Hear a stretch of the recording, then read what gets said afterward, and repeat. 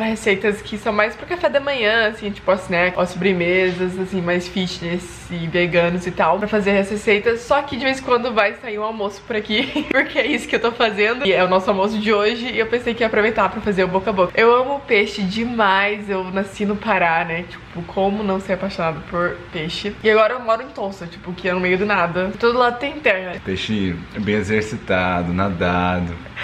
É, tipo, pra mim o equivalente da fruta.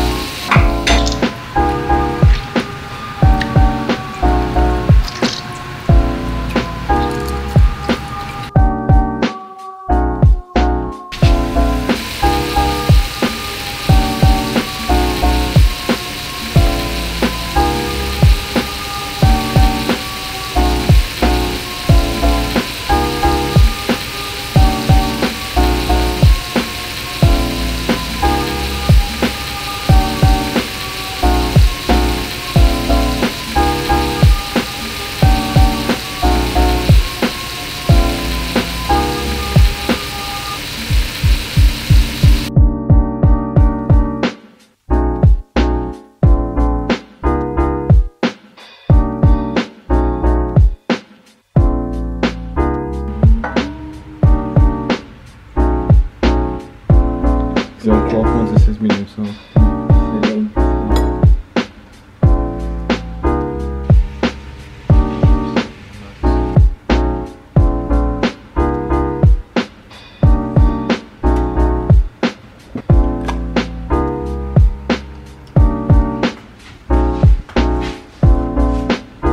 Deixa eu colocar mais pra colocar.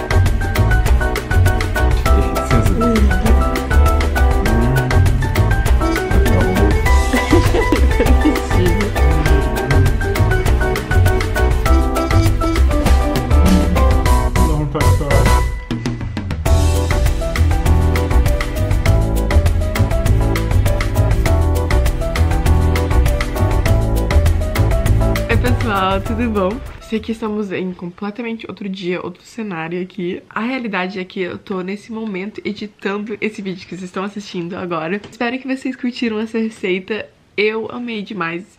Tô com água na boca só de ver e lembrar do gosto desse peixe, que tava muito gostoso.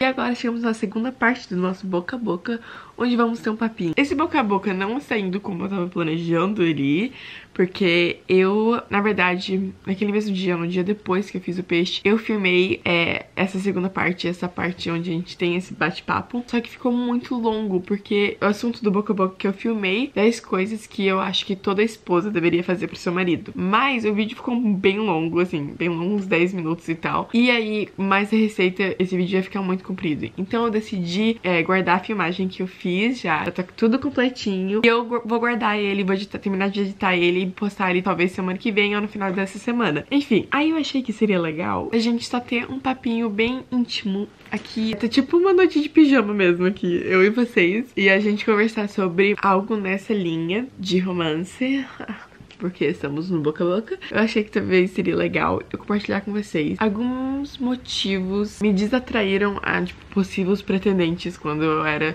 solteira. Então, outras palavras, eu achava o cara interessante. E aí, depois que eu começava a conhecer eles, eles, eu descobria que eles tinham umas certas qualidades que eu não suportava. E eu decidi que eu não queria ter nada com eles no futuro. Então, um vídeo um pouco de avesso, porque eu vejo muita gente sempre perguntando como é que você sabia que o Isa era o cara pra sua vida. E, meu, tem tantas coisas que eu me apaixonei totalmente por Isa. O Isa é um homem... É o homem que eu amo de verdade, assim, que eu sou muito apaixonada por ele. Mas a gente vai, pô, explorar esse lado oposto. E o que me desatraiu pros outros rapazes que eu conhecia, os outros caras que eu conhecia. As coisas que me desencantaram. Eu lembro que uma vez eu conheci um cara que eu achei ele muito legal. Tipo, nossa, pelo menos eu via as artes, as coisas que ele criava, e eu achava que, tipo, nossa, ele parecia um cara muito interessante. Aí, à medida que eu fui conhecendo ele, eu fui vendo que ele se achava muito interessante. E não me entenda mal, é importante sim ter confiança, gostar do que você faz, mas assim, parecia que ele era inseguro, na verdade, do que ele fazia. E ele tentava, tipo, sei lá, ele tava sempre falando dele, sempre falando do que ele tava criando, sempre falando, tipo assim, como se ele fosse o bam, mas parecia que vinha de um lugar de insegurança. E isso virou muito desatraente pra mim, tipo, muito rápido. E eu acho que isso funciona pras meninas também. Eu acho que qualquer pessoa que sempre fica falando só dela, fica tentando se expor de um lugar de insegurança, é uma pessoa muito desatraente, sabe? Às vezes a pessoa, aquele ar de interessante, porque tem muita coisa acontecendo na vida dela, mas aí você vai um pouco mais fundo e você descobre que a pessoa é muito insegura e ela tenta viver através das coisas que ela cria, pra, tipo assim, pra tentar dar uma impressão que essa falta de genuinidade, essa falta de humildade afasta muitas pessoas, sabe? No final das contas. Então isso foi alguma coisa que eu não vi no Isa. Ele é lindo, eu amo ver a paixão que ele tem pros projetos dele. Ele tem um ar de confiança até um certo ponto.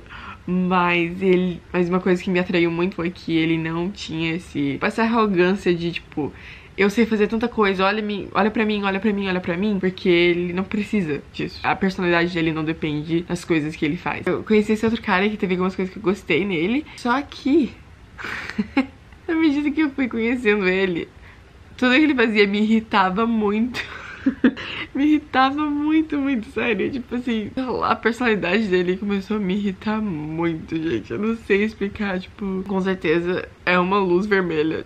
Uma outra coisa que é desatraente pra um futuro relacionamento, assim, sério, o que desmotiva um relacionamento sério, é quando a pessoa não tem o mesmo propósito de vida que você tem. Eu tive um amigo que a gente se dava muito bem em personalidade, a gente se divertia muito, a gente era muito amigo mesmo. Mas, assim, o plano de vida dele era fazer dinheiro, virar um cara de negócios, ser bem sucedido no mundo de negócios. E eu respeito 100% quem quer ser alguém de negócios, quem quer ter quem tem essa mentalidade de empreendedorismo e tal. Isso é muito legal. Eu gosto muito de coisa de empreendedorismo, na verdade. Mas a minha paixão, a minha visão de vida tem muito mais a ver com igrejas locais. E o tanto que eu amo a igreja local, eu vi que ele não amava tanto a igreja local como eu amo. E várias outras coisas, não foi só isso que me desinteressou. mas foi com certeza uma das maiores coisas que me desinteressou, tipo, logo de cara, foi ver que ele não tinha nem metade da paixão que eu tenho, assim, pela igreja local. E eu acho muito importante que se você tiver só até mesmo considerando gostar de alguém mais seriamente, você tem que primeiro analisar se essa pessoa tem as paixões mais importantes pra você, se ela tem aquelas paixões também. Porque não que todo mundo tem que ter exatamente a mesma paixão, mas que pelo menos encaixa mais, assim. Eu sabia que pro nível de envolvimento que eu quero ter na igreja local, nunca teria dado certo com esse cara, graças a Deus. Porque o Isa é o cara perfeito pra mim, ele é maravilhoso. Eu sabia que o foco de vida dele ia ser totalmente outro do que a minha. Então eu já logo descartei e não considerei mais aquele relacionamento com alguma coisa que poderia virar romântico, mas apenas amizade mesmo. Toda vez que eu conhecia um cara que não tinha paixão por Jesus que eu tinha, mais na verdade, eu já me desencantava, porque pra mim, Priscila, isso foi algo essencial pra minha decisão de se eu ia ficar encantada ou desencantada com um cara. Porque eu sou apaixonada loucamente por Jesus. Nem pensar em entrar num relacionamento com alguém que também não é totalmente apaixonado por Jesus. Muitas vezes a gente pode até conhecer alguém, achar ele super interessante, pode bater muita coisa. Mas se essa pessoa não tem a mesma fé que você tem, não consegue compartilhar o amor da sua vida com você, não vai dar certo no futuro. Acho que tem muitas religiões e crenças que, na verdade, não faz muita diferença se você acredita ou não. Mas quando o assunto é alguém que crê na Bíblia, que crê na palavra de Deus, a Bíblia diz, Jesus disse que a gente tem que amar ele mais do que tudo. Mais do que tudo. Que por ele a gente teria que estar disposto a deixar e abrir mão de qualquer coisa. Então, porque eu acredito na Bíblia e eu realmente busco todo o meu coração seguir a Bíblia, não que eu sou perfeita, mas óbvio, né?